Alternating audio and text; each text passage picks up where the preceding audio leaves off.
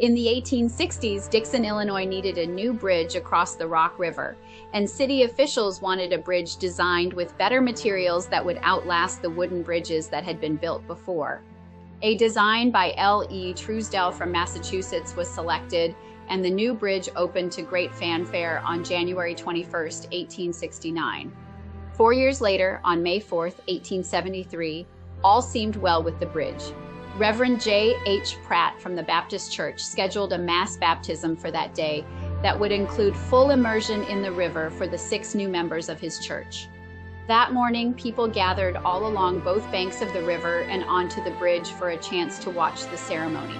There were even families in carriages that stopped on the bridge.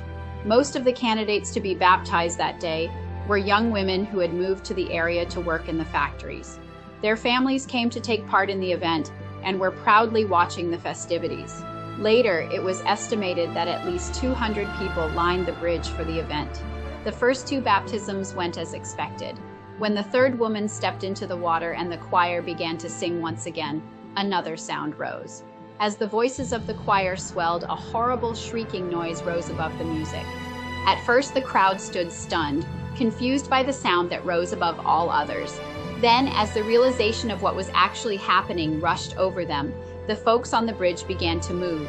The mass of people turned almost as one and made toward the closest bank.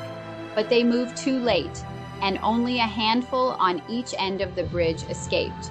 Over 175 people were dumped into the river. In the end, 46 people lost their lives.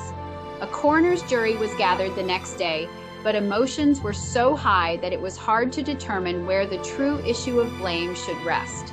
Some blamed the city council, while others felt that the city authorities had been tricked by Truesdell. In the 150 years since this dark day in Dixon's history, the many articles written about the disaster all mention the heroic deeds performed by ordinary men on that horrific day.